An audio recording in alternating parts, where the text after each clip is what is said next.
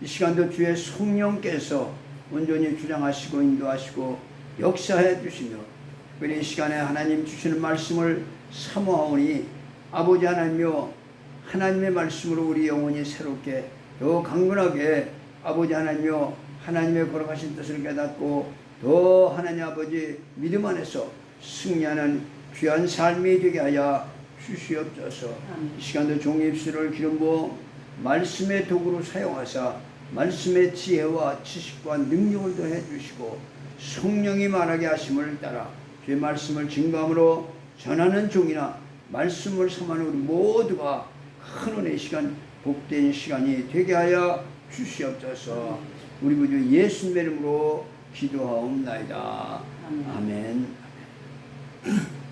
오늘은 마태복음 22장 34절로 40절까지의 말씀을 통해서 계명을 지키라 라고 하는 제목으로 같이 은혜를 받도록 하겠습니다.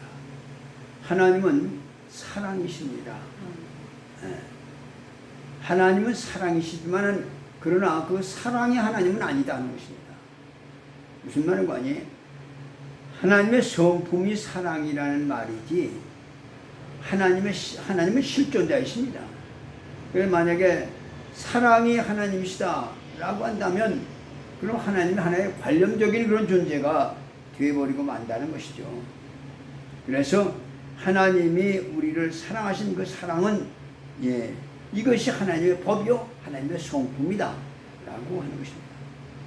요한복음 3장 16절에 하나님이 세상을 이처럼 사랑하사 독생자를 주셨으니 이는 저를 믿는 자마다 멸망치 않고 영생을 얻게 하려 하심이라 라고 이렇게 했어요. 하나님이 세상을 이처럼 사랑하사 독생자를 주셨다라고 하는 이 문장을 잘못 오해를 하면은 하나님이 이처럼 사랑하시기 때문에 독생자를 줬다고 해서 그 하나님의 사랑 때문에 독생자도 아들 따위는 그저 아낌없이 내버렸다 이런 뜻이 되기가 쉽다 이게. 그게 아니고 하나님이 독생자를 세상에 주기까지 이처럼 사랑하셨다 하는 그런 뜻이지. 그래서 이 문법을 잘못 오해하면은 하나님이 세상을 사랑하셨기 때문에 독생자를 버렸다 이렇게 오해를 하기가 쉽다 이게. 하나님이 독생자를 이 땅에 주시기까지 사랑했다는 말이다 이게. 그만큼 하나님은 사랑의 성품을 가지셨다는 것입니다. 그러나 하나님은 전능자이십니다.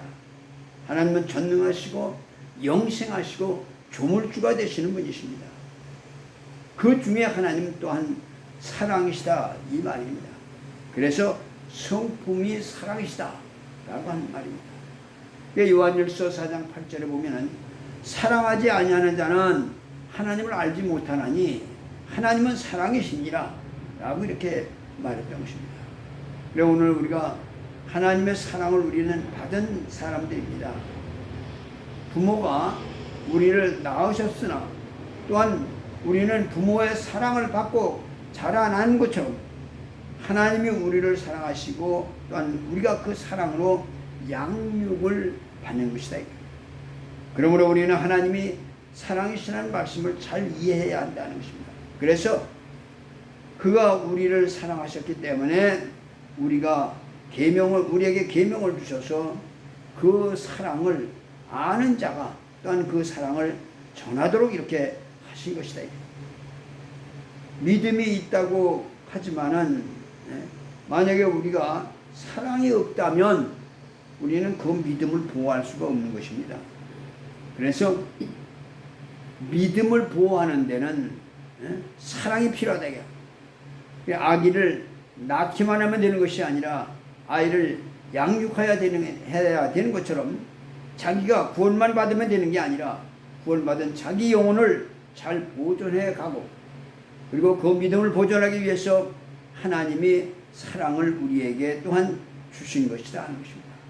그러므로 우리가 오늘 내가 구원받은 그 구원은 하나님 사랑 안에서 받은 것이기 때문에 우리의 구원은 하나님의 사랑을 받은 것이다 하는 것이다.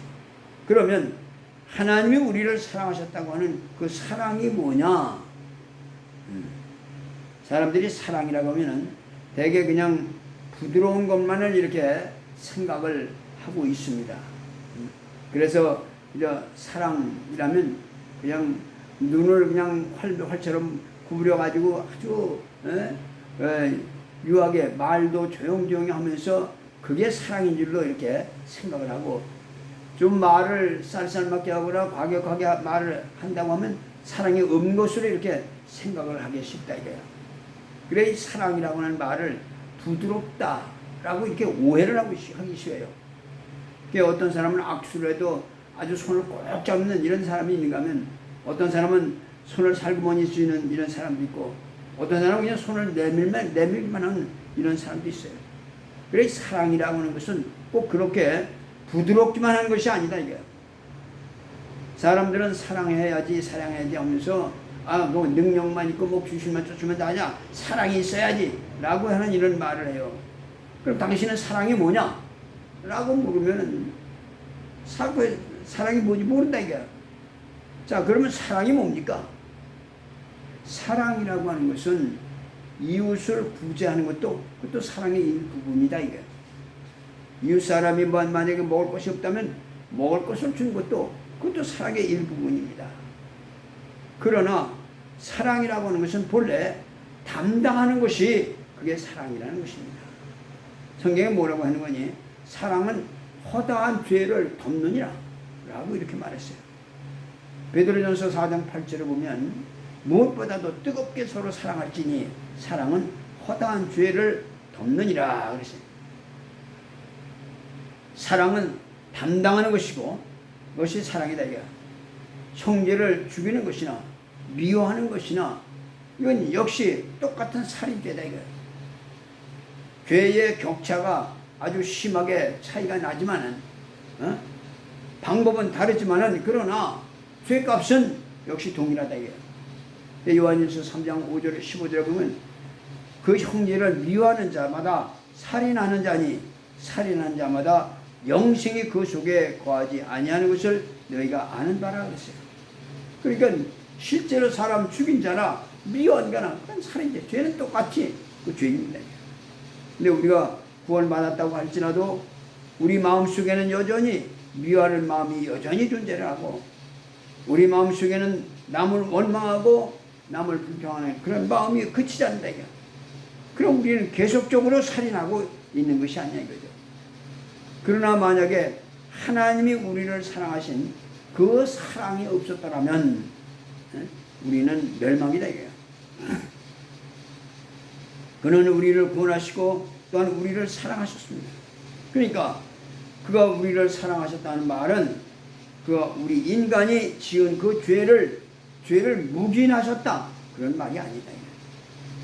그 인류를 사랑했다고 하는 말은 인류가 지은 죄를 묵인했다고 하는 말이 아니고 인간의 인류의 그 모든 죄를 주님이 담당하셨다 하는 그런 뜻이다. 하나님이 독생자를 보내 가지고서 독생자로 하여금 그 죄를 담당시켰다 이런 거예요. 그러므로 예수는 우리의 죄를 담당하셨고 그리고 우리는 용서를 받은 자들이다. 그게 바로 주님의 사랑입니다. 그러니까 누구든지 주님으로부터 용서받은 사람은 주님의 사랑을 받은 사람이고, 또한 용서받은 사람은 그가 지은 죄를 주님이 짊어지셨다 이거야. 담당을 하신 것이다 이게. 사랑은 담당하는 것이다 하는 것입니다. 모든 죄를 그가 담당하신 것입니다. 허다한 죄를 그가 짊어지신 것이다 이게. 그게 사랑이다 이게. 그래서 우리가 형제를 사랑한다고 하고 말로 사랑한다고 하고 먹을 것이나 주고 조금 갖다 주고 뭐 이렇게 한다고 그렇게 말하는 것이 아니라, 주는 것도 필요하지만은 그 사람의 허물을 좀 감춰주고 허물을 가려주는 것, 그게 큰 사랑이다 하는 것입니다. 오늘 우리가 내가 남의 허물을 감춰주지 못하기 때문에 죄인이 되는 거예요.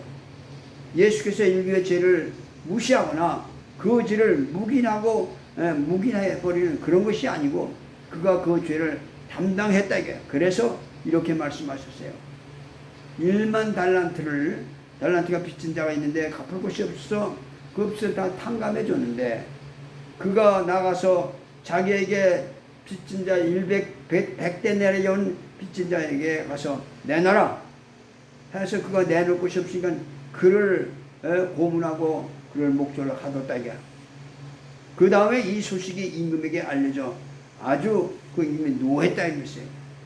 네가 1만 달란트를 그렇게 갚을 것이 없어 탕감을 해줬더니 내게 100대 내려온 빚진 그 자를 목졸라 가지고서 그렇게 했느냐.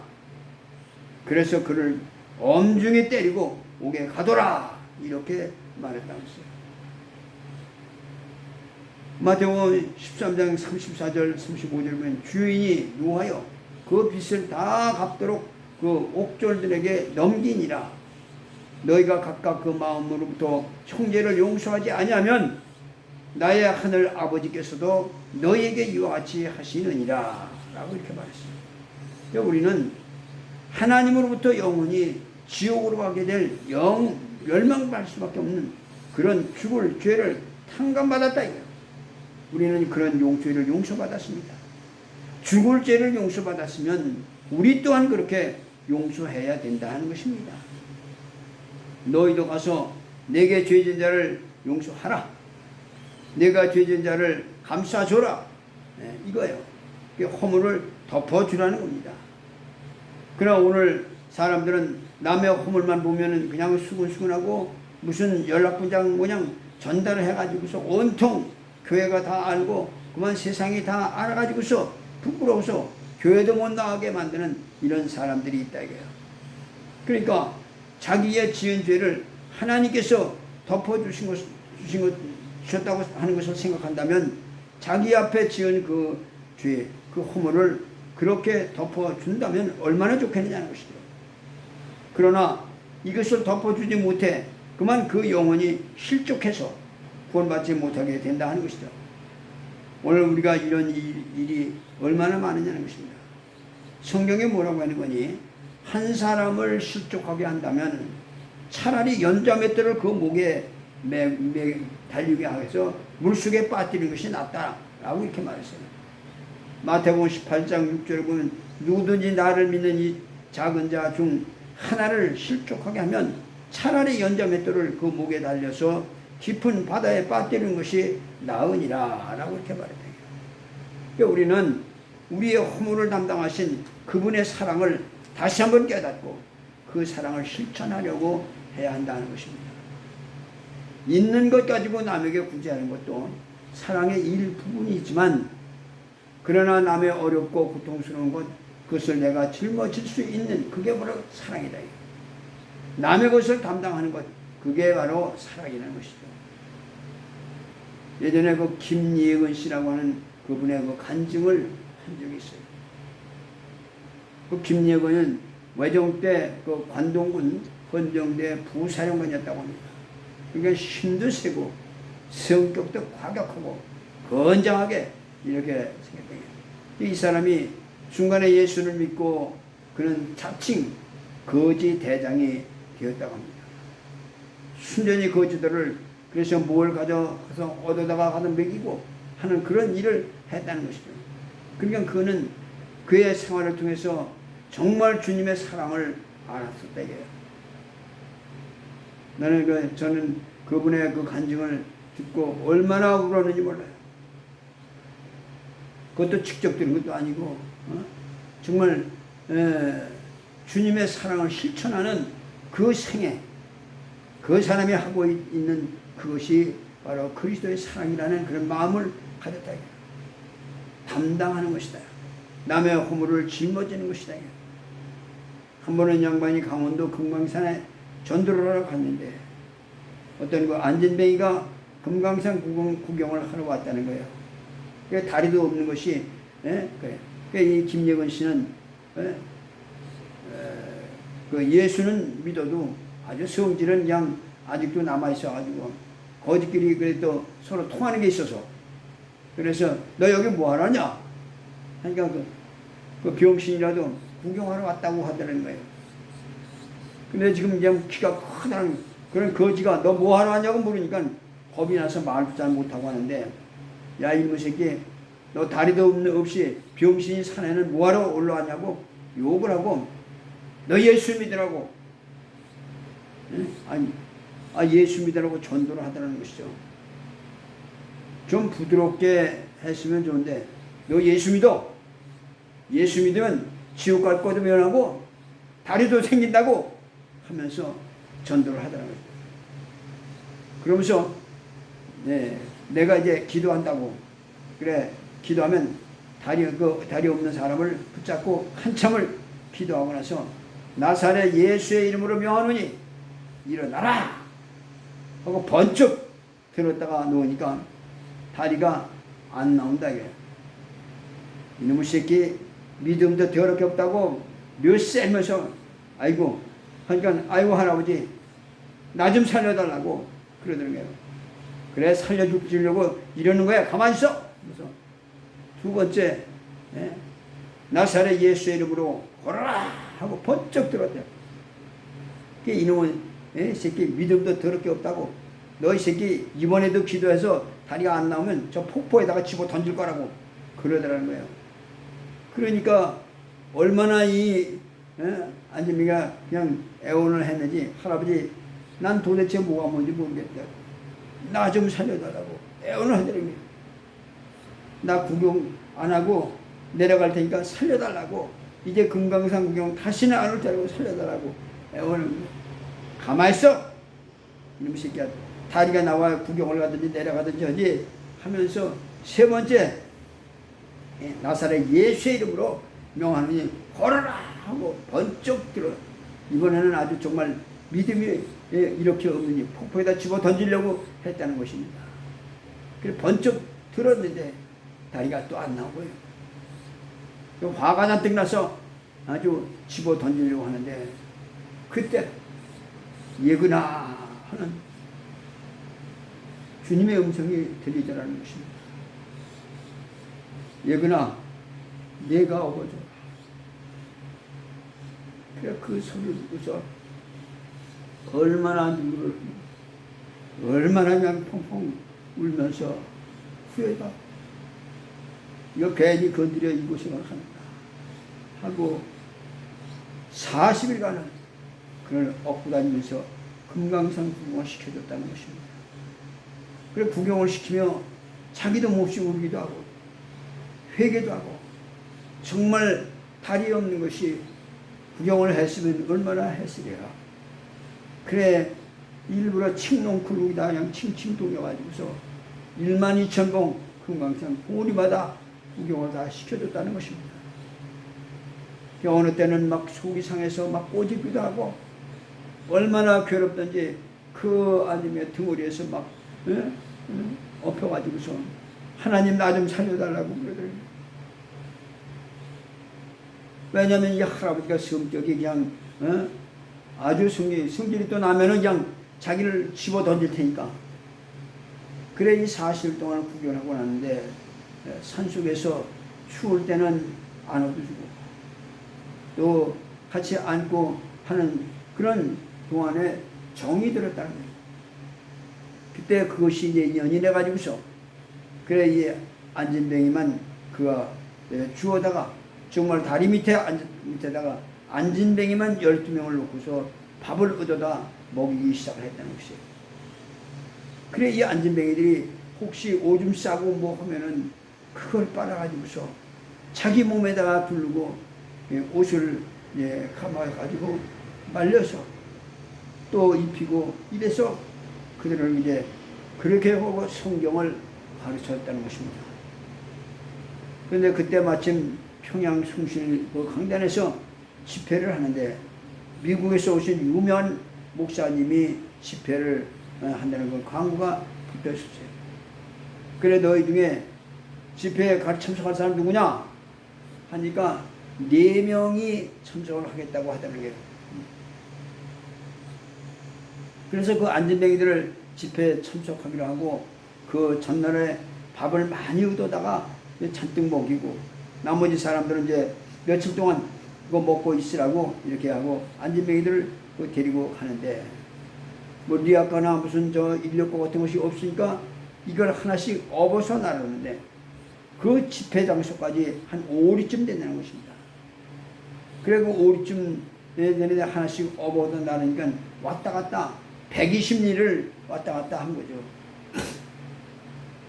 일찍부터 하나를 얻고 업어다 놓고 날로 뿌리는 데다가 너 여기 있으라고 하고 집회 장소가 이제 넓으니까 그렇게 하고 그리고 또 하나를 얻고 와서 보니까 먼저 업어다 놓은 사람이 없어요.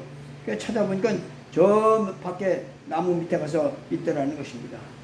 너 여기 왜 있느냐고 그랬더니 그래서 다시 또 데려다가 놓고서 다른 데 가지 말라고 날로 뿌리는데 놓고 또 하나를 데려오니까 갔다 오니까 또 없더라는 거예요.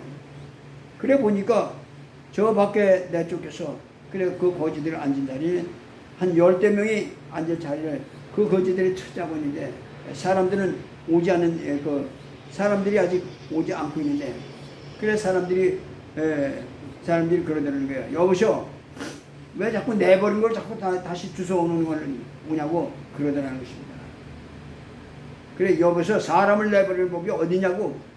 그러니까 그 사람들 때문에 냄새가 나서 한 30명 앉은 자리를 차지하고 있다고 막 욕을 하더라는 거예요. 그럴 것이 그들이 앉아서 그냥 가만히 있는 것이 아니라 자꾸 일을 잡고 뭐 이러고 있으니까 아주 기분이 나쁘게 이렇게 생각을 하더라고요. 그래 이 사람들은 이렇게 불쌍한 사람인데 이 사람들이 내가 이렇게 키운다고 이런 설명을 했다는 거예요. 그래서 거기서 이제 예배를 드리기로 했는데 사람들이 너무 많아. 어떤 사람은 낮에 와서부터 아주 낮에부터 기다리고 있는데 그런데 그 마이크도 없고 하는 그런 시대에 그 높은 강단에서 어떤 사회자가 올라가서 먼저 광고를 하더랍니다. 여러분 광고 한마디 하겠습니다. 오늘 땅에서 열면 하늘에서 열리고 땅에서 풀면 하늘에서도 풀립니다. 그러므로 땅에서 먼저 풀 것이 있습니다. 어떤 자매님이 핸드백을 잃어버렸는데 그 핸드백 속에는 돈이 255원 20전이 들어있고 도장도 거기 들어있습니다. 그때 그 당시에 군수가 제일 그 월급을 많이 받았는데 군수 월급이 얼마냐 50원이라는 것입니다.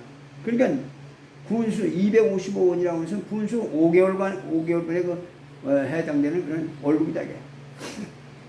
그런 많은 돈이 들어있는 핸드백을 잊어버렸다는 거죠. 그러니까 와 하고 아니 무슨 돈이 그렇게 돈을 많이 가지고 다니면서 그걸 누가 가지고 왔냐고 웅성웅성 하는 거예요.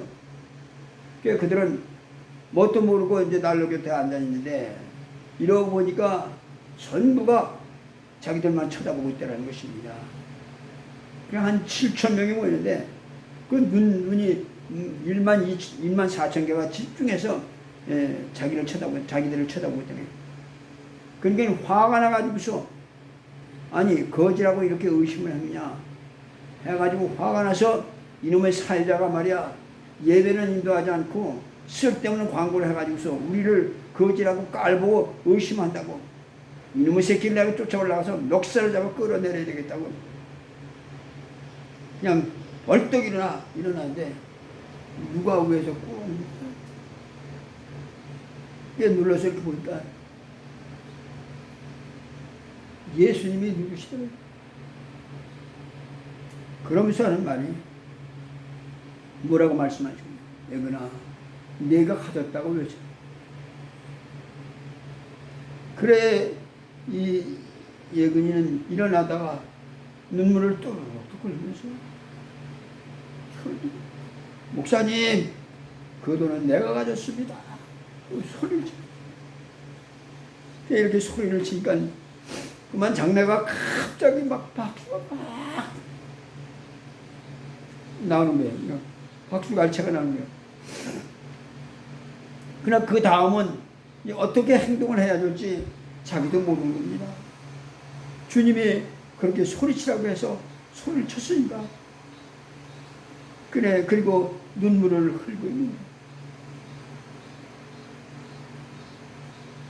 이 앉은 애기들은 할아버지 다리를 붙잡고 막 우는 거예요. 할아버지가 도둑질을 했으니 이제 우리는 어떻게 사느냐고. 그런데 박수가 끝날 그 무렵에 저 뒤에 신발장인 데서 시커먼 옷을 입은 사람이 일어나더니 목사님, 그 돈은 제가 가졌습니다. 핸드백은 나무 밑에 버렸고 포장도 거기다 버렸습니다. 그리고 돈 255원 20전은 내 주머니에 있습니다 하고 진짜 도둑이 나와 회개를 하다는 것입니다. 그냥 그 바람에 그 장례는 더 박수가 막 우레같이 터져나오고, 그래 그 집회는 얼마나 은혜스럽게 되는지 모르다는 것입니다. 진정한 사랑은 남의 허물을 밝히는 것이 아니라 짊어지는 것이다. 우리가 주님의 피공로로 공기용서 받고 허물을 담당해, 우리 허물을 담당해 주셨다. 마태복음 20장 28절에 인자에 온 것은 섬김을 받으려 함이 아니라 도리어 섬기려 하고 자기 목숨을 많은 사람들의 대속물로 주려 함이라. 주님이 가르쳐 주신 그 기도에 우리가 늘 주님 가르친 기도를 하지만, 우리가 우리에게 죄진 자를 사하여 준 것 같이 우리 죄를 사하여 주옵소서 라고 이렇게 기도하라고 가르쳐 주셨습니다. 마태복음 6장 14절 15절에 너희가 사람의 잘못을 용서하면 너희 하늘 아버지께서도 너희 잘못을 용서하시리니와 너희가 사람의 잘못을 용서하지 아니하면 너희 아버지께서도 너희 잘못을 용서하지 아니하시리라고 이렇게 말했어요. 요한복음 13장 34절에는 새 계명을 너희에게 주노니 서로 사랑하라. 내가 너희를 사랑한 것 같이 너희도 서로 사랑하라고 말씀하셨습니다. 하나님의 계명은 한마디로 사랑입니다. 첫째는 하나님 사랑, 둘째는 이웃 사랑입니다.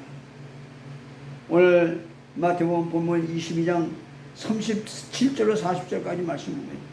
예수께서 이르시되 네 마음을 다하고 목숨을 다하고 뜻을 다하여 주 너의 하나님을 사랑하라 하셨으니 이것이 첫째, 크고 첫째 되는 계명이요 둘째는 그와 같으니 네 이웃을 네 자신같이 사랑하라 하셨으니 이 두 계명이 온 율법과 선지자의 사랑이니라 라고 이렇게 말했습니다. 우리 모두가 사랑하는 그런 마음으로 승리할 수 있기를 예수님의 이름으로 축원합니다. 기도합시다. 살아계신 우리 아버지, 하나님의 크신 은혜와 사랑을 감사합니다. 말로 다 할 수 없는, 형용할 수 없는 우리의 모든 더럽고 추악한 모든 죄를 다 담당하신 주 예수, 우리를 죄악에서 건져주시고 하나님의 거룩한 자녀 삼아주신 주 예수 감사합니다. 아버지, 내가 너희를 사랑하고 너희 허물을 담당함과 같이 너희도 나가서 사랑하라고, 너희도 담당하라고 말씀하신 주님, 순종할 수 있도록 믿음의 담력을 더해 주시고 아버지 하나님 인도해 주시며 더 하나님 아버지 하나님을 사랑하고 이웃을 사랑할 수 있는 믿음으로 우리 안에 충만하도록 아버지 역사하시고 인도하여 주시옵소서. 오직 아버지 하나님이 영광을 받으시고 하나님 아버지 정말 주님 부르신 그날까지 믿음으로 승리하는 귀한 역사만 있게 하여 주시옵소서. 우리 모두 예수